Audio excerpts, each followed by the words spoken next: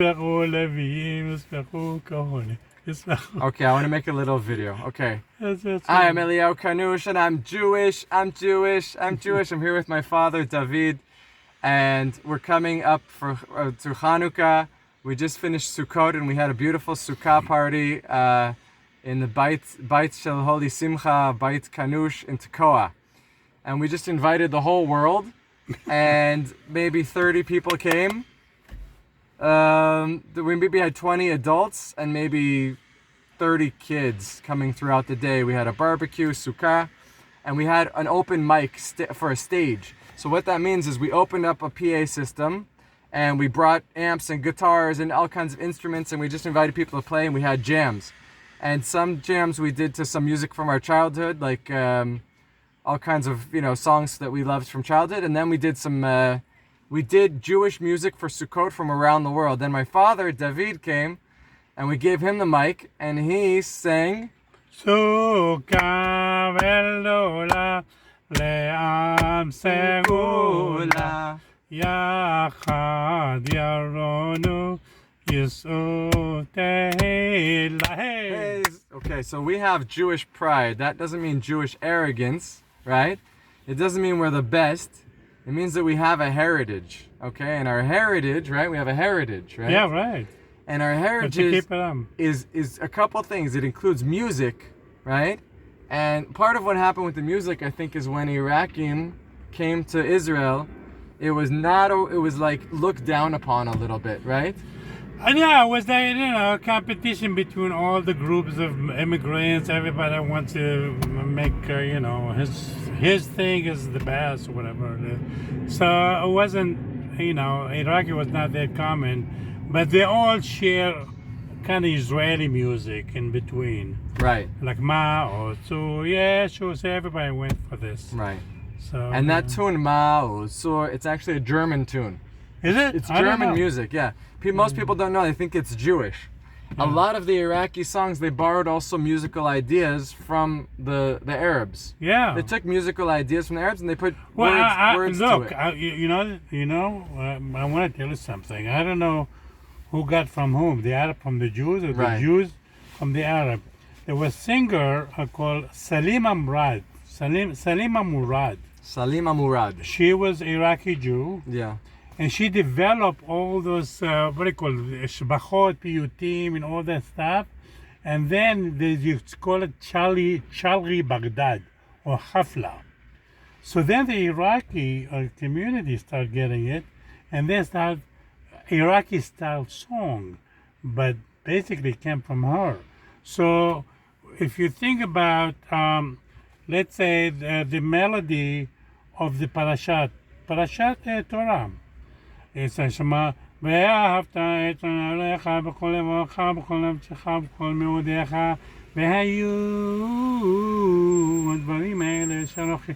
It sounds Arabic, but you don't know how far back goes because it's Jewish, for God's sake. Right. So you would think probably the Arab got it from the Jews at this point, especially Iraqis. You don't know. So there's one theory that music came from the Beit HaMikdash. Yeah. And when the Beit HaMikdash was destroyed, and when our Jewish people were dispersed in the Galut, they brought with them the music, and then the music got dispersed around the world. Yeah.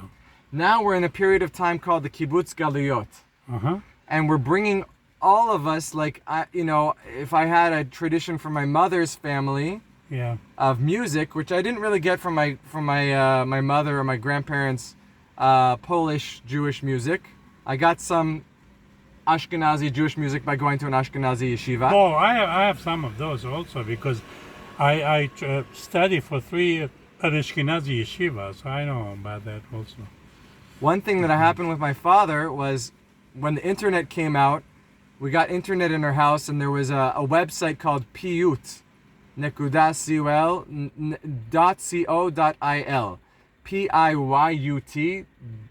PIYUT.co.il. And my aunt sent the link to you, right? Seema sent you the link. Yeah. And I remember it was one of the most exciting moments I ever saw you, never so excited. Yeah. And you said, Ellie, you have to come here, you have to listen to this. and you played a song for me. You said it was El Eliyahu, El Eliyahu, B'zchut Eliyahu, Hanavi Avena. And I said, what's this song? I'll learn it on guitar. And I saw a look on your face, very complex look. This is how I interpreted it.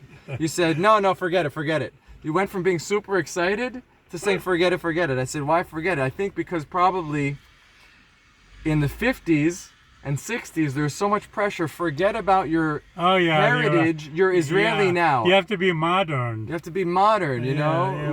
Learn modern Israeli songs. But I understand that because the whole idea to have everybody one community. So it's, you know, I want to tell you something. But the difference between the United States and Israel, the United States people come all over the world to be separate, to have their own group. Here, people come from all over the world to be together. Yeah. So I have to have something in common. Everybody has their own, but we were interested more to have something in common. That's right. So that's why we could sing Bashana Haba. Yeah, that's it. And we could also sing joy because we have a new identity as Israelis. Yeah. But yeah, it's good to have both. It's good to have both. That's the thing is we don't want to forget where we came from. We don't want to forget where we're going to. Yeah. So but now, you know, but what I'm saying is specifically, if you sing of the song of the Galut, you know what people were looking for, the Jewish people, and the fact that you're not in Galut, and if you're thinking about remember of Galut, bring the Galut, and then see where you are now.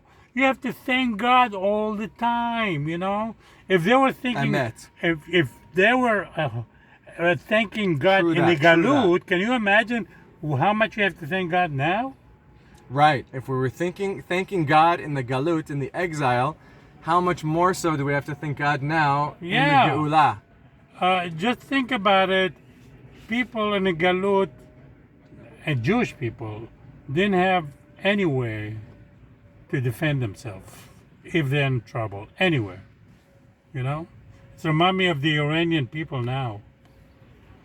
It reminds you of the Iranian people now. They have no way to defend themselves. Yeah. So now we're looking forward to Hanukkah and we're going to throw another Hafla, Holy Simcha Hafla. Okay? If you want details, Hafla. It's going to have a Hafla. It's going to have an Iraqi component. We're going to have, what's the Iraqi foods for Hanukkah? Oh, zangula. Zangula. What's zangula? Zangula, oh my God, I don't know how to describe it. It's like a pretzel, but very sweet. It's very, very nice and sweet. So come to the Holy Simcha Hanukkah Hafla, and we're going to integrate where we've come from, okay? So we're going to have zangula, and can we make it in our house? What do you like? You drip the batter into a hot oil? There's something called halawa. Halawa. Halawa. Yeah, habibi. So I have to talk to my sister to see how the way they make it.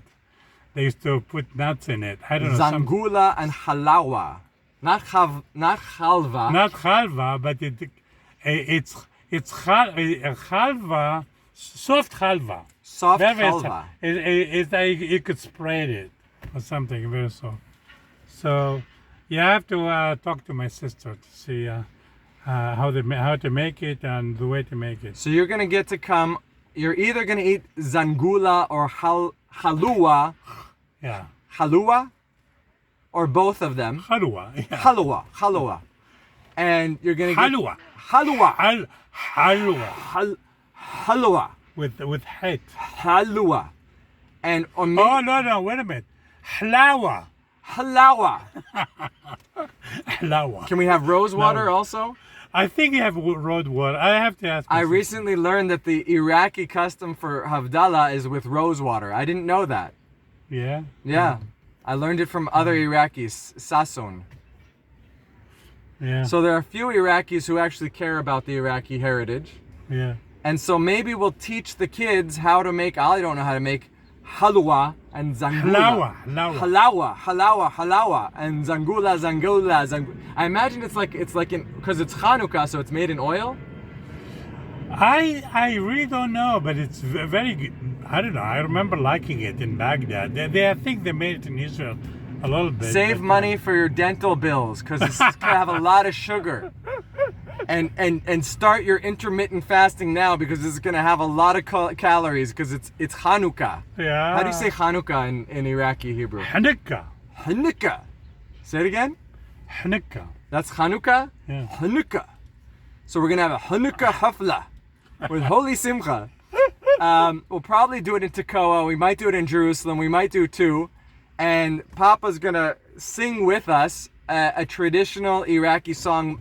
We don't know who composed it. It says Yehuda in the Rosh Tevot. That's the first letters of each each stanza. And we're gonna send you guys a recording of it so you can practice at home. And then when we get there, we'll do call and response. We'll sing it, and then you sing it back. And then we'll sing, and you'll sing back line by line. And then after everybody's had some exposure to it, we'll sing it all together. Then we'll bring together some musical instruments, maybe some Iraqi, maybe we'll have an ode. How do you say ode? I don't know. I have to see. We have to see. We have to see. We have to see. So the song is called Ya Hatzel Yona Mechaka. Ya Hatzel Yona Mehaka. What's haka? Is a trap? Waiting? What's haka?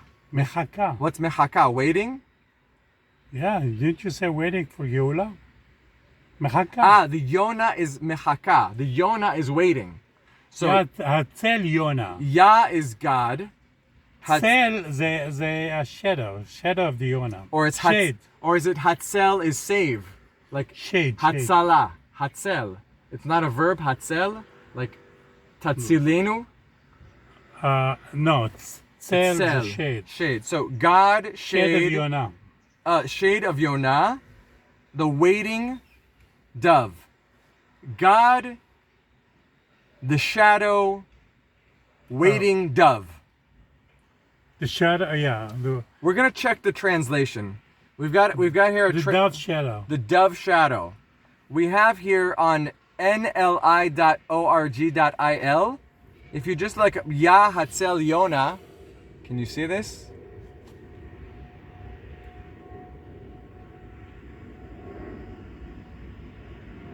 We'll send links, but if you look up this, Ya Hatzel Yona, then you can get to this website, and it will give you, in Hebrew, it will give you the words.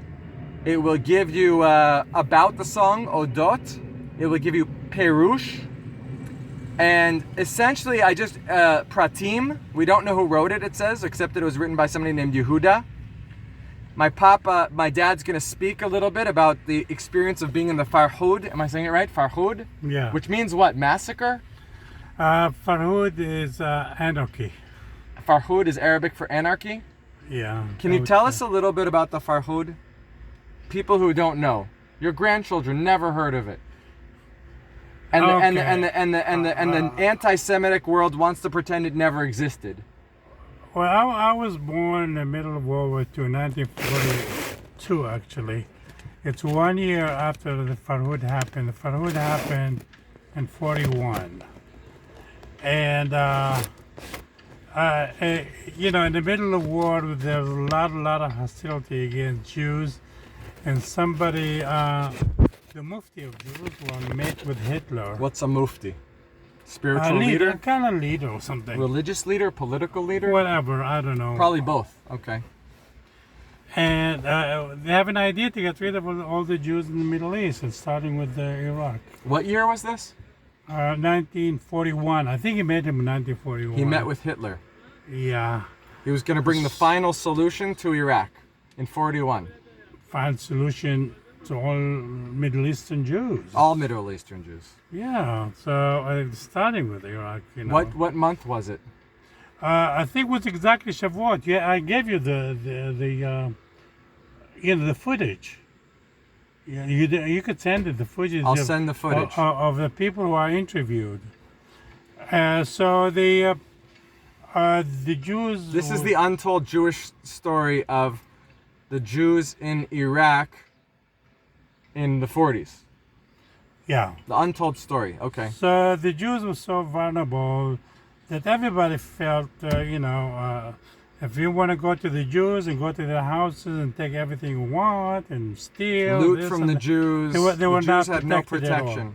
And they said some horrible stuff that some people want to get the bracelets or something, or what do you call it? The ring. Jewelry, rings, finger rings. So if they are at that time, if they have a hard time, to take it out, so no problem. Just cut the hand, just take it out. Or horrific. This wasn't a war. This was. It was like World War II, so. But the Jews were not a force in the war, right? Yeah. So and the looting included if the Arab looter wanted to take a Jew's ring off their finger or a bracelet off their hand and went to grab it, and it wasn't coming off easily, so they would cut off the hand. Or the little baby. In public, in front of the children. The little baby, he had some jewels, something. The baby had an anklet bracelet. You cut their leg. Cut off the leg. Something like that. It's terrible. So the Jews were very vulnerable. And then, unfortunately, the British was there, and they got rid of them. There was Nazi sympathizer there. So, and then that's where we're saved. But the British didn't do it to save Jews. The British didn't do it to save Jews? They did it because they want to get rid of the Nazis. They did it because they want to get rid of the Nazis. Yeah, because the British wasn't that and this crazy. This sounds like Purim also, almost like. And how many Jews were Was 180 were killed or something like 180 Jews were killed in one day? Yeah, in one day or something, What year was this? 41. If I look on the history, I'll find. No, you could, you Farhoud, could, of course, yeah. F-A-R. But you could look at the video that I made. We'll send the video that you made. F-A-R-H-O-U-D, Farhoud? Yeah, something like that. How do you spell it in Hebrew? Pei, Resh, Hey, Vav, Dalet, Farhoud. Farhoud. And you were alive? What year was this? No, I wasn't born yet. It was 1941. I was born a year after. This was 41. You were born in 42. Yeah. And But I'm still looking for a VCR because I interviewed the people who was in charge to take all the Jews from Iraq. We should go to the university with your tapes. I'm sure they have a VCR. They have a department. Or maybe the Babylonian Museum. I'm sure the university has a department that has archives. Yeah. Maybe check it out. We'll talk to Rivka Fishman. Yeah. We have to solve our problem with the VCR because my dad interviewed people who were survivors, kind of like Steven Spielberg interviewed survivors of the European Holocaust. So my dad interviewed people who were alive in that time, right? In 41, and experienced this and remember. And so Jews were what? They were in their houses for a week while there was anarchy But no, going for on? 3 days they said. Sounds like Purim. They said that we want to save the Jews, so every Jew should have an X on his house. The British said this? I don't know. And then this is also they would know where the Jews are, so they could do whatever they want with them. Not to save them. Not to save them, but to identify where they are. And identify where they are. So then fast forward. That was in 41, and you were born in 42. So well, that's the thing. See, since 1940, the middle of the war, I was born, the Jews was constantly living in fear. And then the fear was so much more after Israel was established, because now they accused the Jews of being Zionists. So in 48? No, from 41 on, because they were working on the Jews to go from Europe all the way to Israel. There was an atmosphere of tension. And then we want to go to Israel. I mean, everybody was dreaming to go to Israel. From the time you were born. Yeah. So when I got lost when I was 5, and I was afraid to open my mouth because to ask if the people could help me, because the minute I opened my mouth, they could identify that I'm Jewish. Okay, that sounds like exile to me. That's what happened in exile. I was never afraid to open my mouth growing up in San Francisco, that people would find out I was Jewish. When I saw movies like Europa, and they were hunting the Jews, and I saw everybody standing in a line, and the Jew who was trying to pretend he wasn't a Jew, and that everybody pulled down their pants, right? Oh yeah, and he was peeing in his pants. Anthony Quinn was this movie also, yeah. And I imagine that for you, when you were lost in Baghdad, all I have to do is open my mouth. Just to step out of the Jewish quarter. So when I would end up in a police station, and they say, "Who are you?" The Arab Iraqi police station. Yeah. You were lost. So- How old were you? Yeah, 5 or 6, I don't know. So I was there waiting, So they asked me all kind of questions. What would I say? I don't know. I don't want to say anything else. Say it in Arabic. Marif. Marif. Marif. I don't know. Marif. You got lost? What? How old were you? 5, 6, I don't know. That's how old my son Shlomo is. So imagine if Shlomo got lost in Yeah, right. in the And Arab a quarter. few days. Or You were something. afraid that probably they would kill you, or who knows, Yeah, hold you and, ransom? And then I'm afraid to ask for food to have, I wrote Afraid to ask for food. I wrote film script about that. So What's the film script called? Exile of Babylon.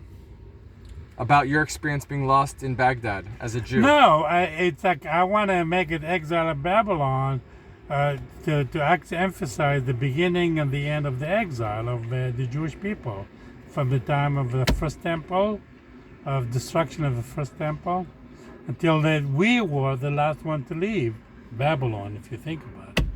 After 2,000 years. After 2,000 years, yeah. More, because 25 after the first temple destruction. After the first temple destruction. Yeah, it was 2,500 years ago. Who was it, Nebuchadnezzar or Yeah, Sennacherib? Nebuchadnezzar. No, Sennacherib was, I think, Ashur. Ashur. So before. No, first was Ashur, then Nebuchadnezzar, and then... Right, Sennacherib didn't destroy the temple, right? Nebuchadnezzar did. Nebuchadnezzar. Right. Galut, that's what's called Galut. Sennacherib was from Ashur. Destroyed the northern kingdoms. And he took the northern tribes into exile, right? Yeah. He was from Ashur. And then Nebuchadnezzar came from Bavel, Bavel. more than 2,000 years ago. Yeah, 2,500. 2,500 years ago in Galut, in exile, physical, not just spiritual, not theoretical, not feeling like I'm distant from the Hasidic, Kapitel Yid, the good point, the connection with the Torah. Literally taken in chains, what's talking about in the Tanakh, right? Right. Literally by the waters of Babylon, there we sat down and there we wept when we remembered Zion. Yeah, literally, not the African Jimmy Cliff. And this is Nar Chidekel, Nar Prat v'Chidekel. That's where we were. That's where I was. The Euphrates used River. To go. Yeah. The Euphrates River. So taken captive, 2,500. Those are our ancestors, right? Yeah. And they were taken captive, and they stayed Until there. the second temple, part of it went back to build the second temple, but part of it was not sure. Part of the Babylonian Jewry. We stayed there. We were the ones who stayed. And the ones who stayed there for 2,500 years. And we wrote the Talmud Bavli, and all Mishnah and all that stuff. All the Gaonim, Sadia Gaon, and all that, the prayers was in Bavel. And all the prayers, all the tefillot composed there, right? Yeah. Of the Amidah, the Chachmei Bavel, right? Yeah. And we read in the Gemara about all these different places where the yeshivot were. Right. They were there in modern Iraq. In the movies that and I sent it to you, you could see Tumah v'Cheskel, Cheskel Navi, v'Tumah Ezra Navi. So that's where the Jewish people used to go. Ezra Navi is buried in Bavel. Ezra v'Cheskel, you see the tomb there. You see exactly the tomb. I sent it to you. Did you ever go to those places? You don't remember? I don't remember. How old were you when you left Baghdad? I was 9. So I was 9 when I left. And so do you have other memories of Baghdad? One thing is we got together with my father and some of his cousins, and I remember you were remembering the streets of Baghdad. Zain al-Abdin. I don't know. That's what I think. That's my neighbor, my street. I don't know. There was a Jewish neighborhood. Yeah. That if you walked out, then you were in danger. And we used to sing in this song in the school. Habu biladi binu fuadi. Faisal Thani Malka something. So every day when you go to school, you have like standing and singing the song for the king and all that stuff. For the king of Iraq. For the king of Iraq and all, yeah. Who are completely. Can you imagine that? The hostility of the Iraqi government against the Jews? Who were very, very vulnerable. not But you know what? Were Jews citizens of Iraq? But to be honest with you, somewhere that also the Iraqi government and some Iraqi, they were very nice to the Jews because the Jews was handling all the economy. They were handling, the economy. Mr. of the economy was named Sasson. He was Iraqi Jews, and they were very, very, the Iraqis were very successful. Yeah, Sasson. I think we're gonna party with the Sassoon family. Yeah. For Hanukkah. Oh wow. Yeah. So what happened when the Iraqi Jews actually left Baghdad, and the Iraq was empty from Jewish people, almost empty. All the economy collapses. And I have one uncle there. He is only the one from the family who stayed there because he has a school, medical school to finish. And they told him, he could leave after 3 months or something. But instead, they didn't let him go.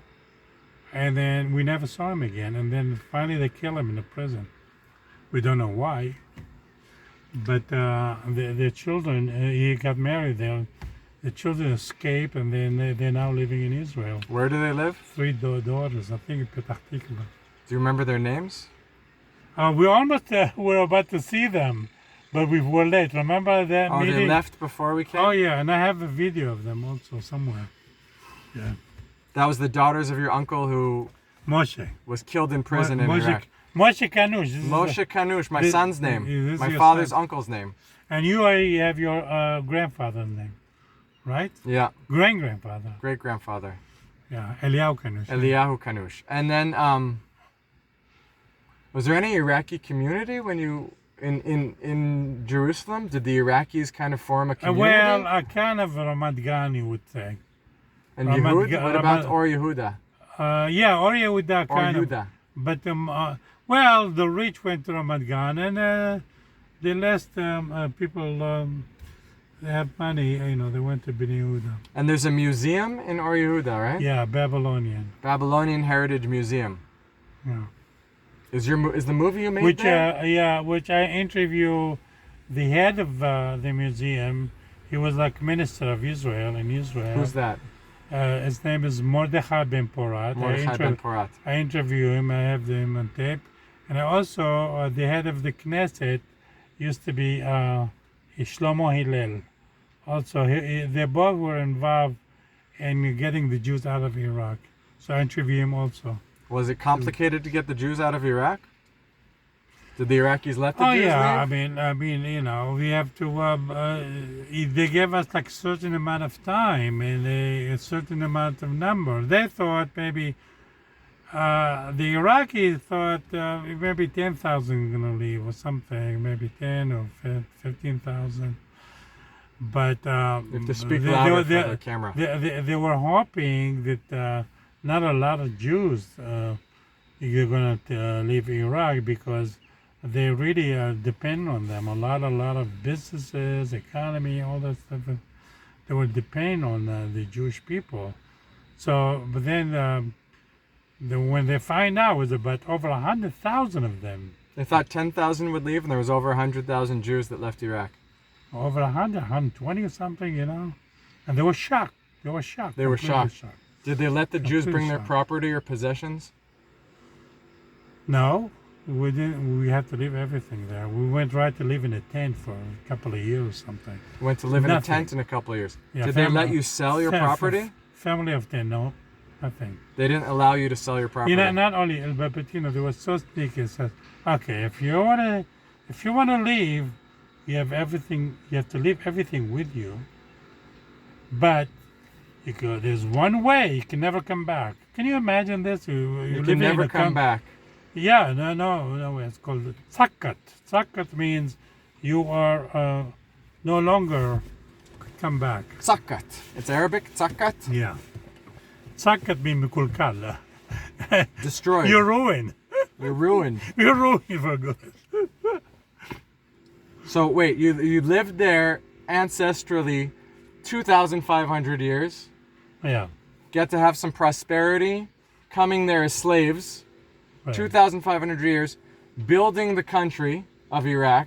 And you With know, all those intelligence, the Jewish people, economy, the Jewish culture. people, they were running the country. They were running the country. At some Miss point, Iraq was probably Jewish. Huh? Miss Iraq in the Oh yeah, one of them. Yeah, Miss Iraq was Jewish. Yeah. Miss right. Iraq was Jewish. Yeah. And at some point, I think it was 30% of the Iraqis in Baghdad, basically, they were Jews. They were running. The Iraq was very successful at that time, very, very successful. So- And the Iraqi Jewish center was the center of Jewish people around the world. Baghdad Yeah, it was Baghdad. It was the center. with the Ben Ish Chai. I think it was also before Ben Ish Chai. Also before the Ben Ish Chai. The center of Jewish learning and Jewish, just Jewish center. Jewish center. Yeah. Questions about Jewish practice from around the North Africa Just would be sent to Baghdad, to Iraq. just think about it there from this point of view. You're talking about Babylonian Talmud, which the law of the Jews came from there. All over Europe, the Babylonian everywhere. Talmud. Everywhere. Right, You know, the Hasidim, what do you think? They have Talmud Yerushalmi and Talmud Bavli. right, When you talk about Talmud, you talk about Talmud, basically Talmud Bavli. right. You know? We talk about And Talmud. Hillel, Talmud Bavli. the famous Hillel, Yeah, they're from Bavel. from Bavel. Hillel from Bavel. Yeah. Hillel Azaken. Hillel is again, Bavel. Yeah, we could read about it. Now, So. so you were violently dispossessed. What about if you tried to people who tried to bring their money with them on the plane to come to Israel? Were they allowed to bring money? Or jewelry? Nothing.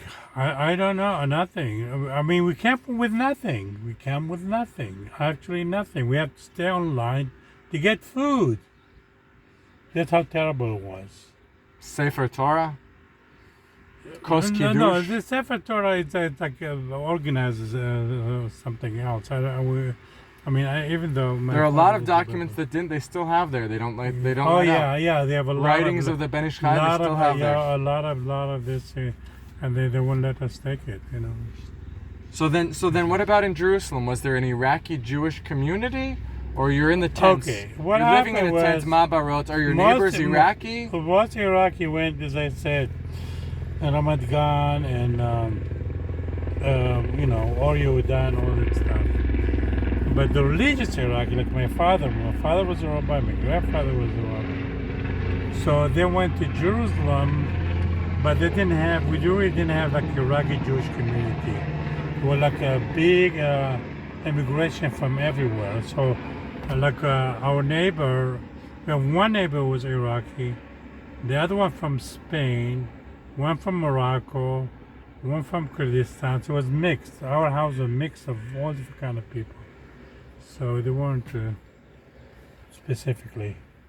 And then what about your name? Your name was Kanush. Yeah, my name is Ken. And why did you change it to Dror? Oh, because you see, what happened was they weren't familiar. It was much easier to get along with people when you have more familiar. At that time, anyway. At that time, people was discriminating, and was like,